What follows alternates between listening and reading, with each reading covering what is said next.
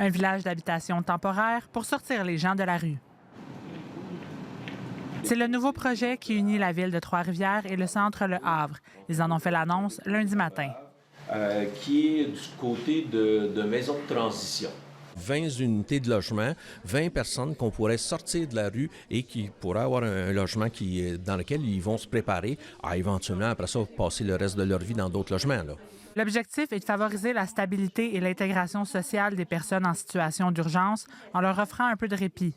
On constate aujourd'hui, en fait, c'est que les gens préfèrent rester dans la rue parfois que d'aller dans les hébergements traditionnels parce que les hébergements traditionnels ne correspondent plus à leurs besoins.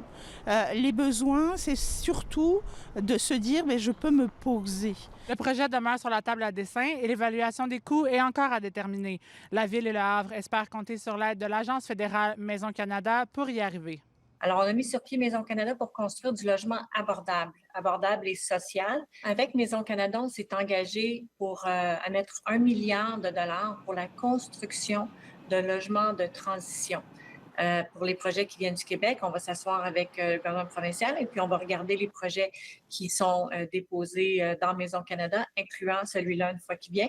La Ville prévoit elle aussi contribuer à la réalisation du projet. Dans ce projet-là, ce qu'on nous a demandé, puis comment on va s'impliquer, c'est en fournissant un terrain pour la réalisation du projet.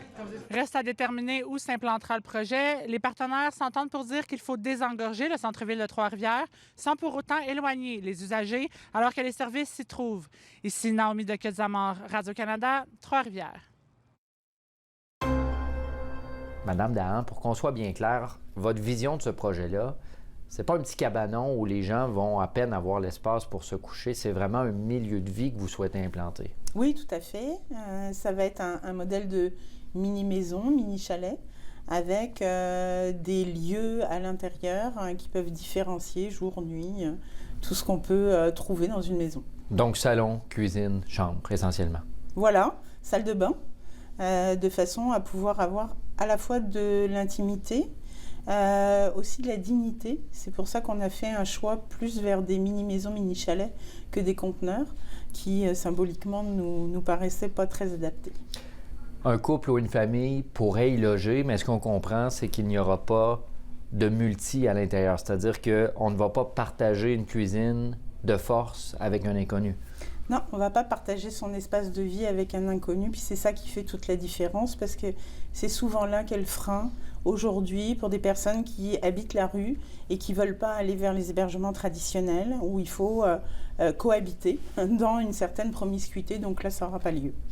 Ce projet n'est pas seulement que pour les gens qui sont à la rue depuis longtemps. On entend souvent le visage de l'itinérance a changé. Pour ceux qui ont encore un pied dans la société, c'est plus qu'une transition.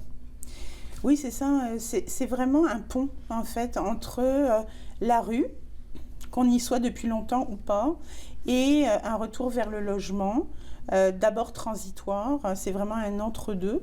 Ça s'adresse donc à une population qu'on veut la plus large possible, des personnes qui sont effectivement depuis longtemps dans la rue et qui veulent en sortir, mais aussi des personnes qui ne se qualifient plus pour le logement, pour des questions économiques et qui se retrouvent quand même dans les hébergements pour les personnes en situation d'itinérance. Parce que vous envoyez à votre source, entre autres, des gens qui, si on recule d'il y a 10 ans, n'auraient jamais passé une nuit au Havre. Tout à fait. On a de plus en plus de personnes en fait qui sont sans logis plutôt qu'en situation de désaffiliation sociale. Certaines d'entre elles ont des revenus, mais plus suffisants pour pouvoir se loger. Certaines autres travaillent, hein, mais n'ont pas suffisamment de rentrée économique pour pouvoir se mettre un toit au-dessus de la tête. Pour réaliser ce projet, vous devez avoir l'appui de Maison Canada? Oui, c'est le programme Maison Canada qui vient mettre en fait le dernier point à la conception de ce projet sur lequel je travaille depuis longtemps. C'est sûr que ce programme-là nous offre une opportunité pour pouvoir déposer une demande financière. Advenant le cas, évidemment on ne le souhaite pas, mais advenant le cas où, pour une raison ou une autre, le projet n'est pas retenu, est-ce que c'est la fin du projet? Non, ce ne sera pas la fin du projet. Je pense que ce sera l'obligation pour nous de nous tourner vers des bailleurs privés éventuellement, vers des promoteurs privés. On a de plus en plus d'appels ou d'offres en fait, du secteur privé. Donc je pense que ce sera une occasion aussi de nous tourner vers ce secteur-là. Merci, Mme Dahan. Merci à vous.